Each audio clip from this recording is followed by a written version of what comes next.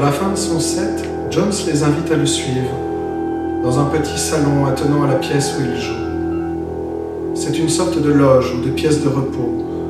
Jones et sa grande carcasse s'y glissent en se courbant instinctivement, essayant de se couler dans l'espace confiné. La pièce est meublée d'époque, comme les autres, avec une commode vermoulue qui servait d'armoire, un sofa pour unique siège et une caisse de brandy en guise de table basse, vide depuis longtemps. Jones la traîne un peu par terre pour la décoller du sofa et s'asseoir dessus. Cindy, Albert et Candice s'enfoncent mollement dans le canapé, dont les ressorts doivent être détendus depuis longtemps. Sur la caisse en bois trop basse, les jambes et les bras de Jones dépassent, comme des pattes d'araignée. Il allume une cigarette. Quoi de neuf? La musique, encore et toujours. Jones tient le coup. Ils ne nous ont pas laissé grand-chose, alors autant faire ce qu'on aime, pas vrai? C'est le mot d'ordre de l'époque. Il faut que chacun trouve ce pourquoi il est fait. Il faut se réaliser, comme ils disent. On a inventé des slogans. Do it yourself, c'est un des cris du punk. Dans quelques années, cela deviendra just do it. Et ça servira à vendre des chaussures de sport à des gens obligés de se mettre en jogging pour sortir de chez eux sans voiture. Jones rit.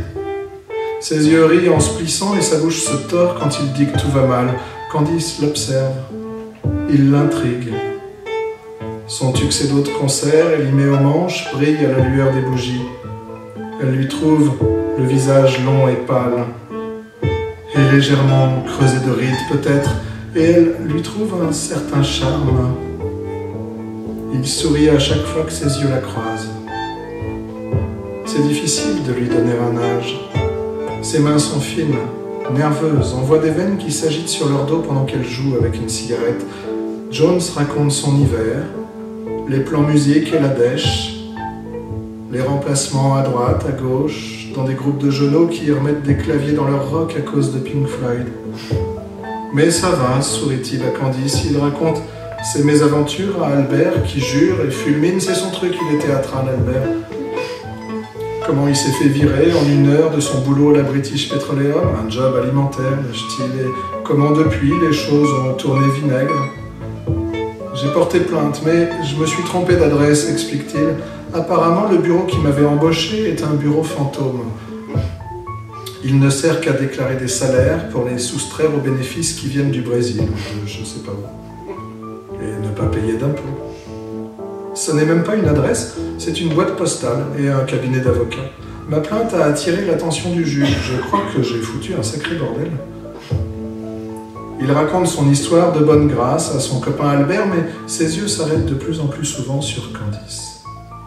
Ils se croisent, leurs regards se croisent et leurs yeux s'accrochent de plus en plus longuement et leurs yeux se cherchent aussi et parfois se parlent à tâtons parce qu'ils ne se connaissent pas. Qu'est-ce qu'ils nous ont laissé? Ils m'ont fait une proposition de réembauche avec un gros chèque pour que je retire ma plainte. Il précise, pour Albert qui s'est penché légèrement vers lui, le scrute, interrogateur, un très gros chèque.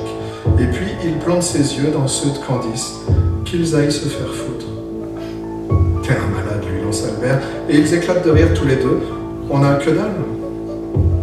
Do it yourself. Alors je compose. Il parle encore de théâtre, de musique. Longtemps après, Jones et Candice, sur le sofa défoncé en face de la photo du gosse de la guerre, Jones rêve d'une musique qui serait comme la vie, changeante et imprévisible. Une musique qui n'aurait pas de mouvement connu à l'avance, pas de rythme fixé ni de rupture attendue. Une musique qui ne mentirait pas, où les instruments seraient comme des gens qui se croisent et se rencontrent par hasard, se côtoient sans se voir et se quittent, sans se comprendre. Des gens qui vivent et qui meurent, ignorant des autres comme du monde. Ils rêvent d'une musique qui ne raconterait pas d'histoire. Une musique sans début, sans milieu et sans fin. qui prendrait la vie en route, et comme elle vient, et se laisserait guider par les improvisations du destin. Une musique qui raconterait le monde, ou un petit bout du monde, les gens comme ils vont, et les choses comme elles arrivent, comme toi. Et ses yeux baignés de nuit et de fatigue sourient une dernière fois à Candice, avant de se pencher vers elle et de l'embrasser. Elle ne sait pas quelle heure il est, elle ne sait pas si elle le reverra, elle ne connaît même pas son nom, juste qu'on goûte ses baisers et son rire. Les nuits du Nightingale sont comme un rêve,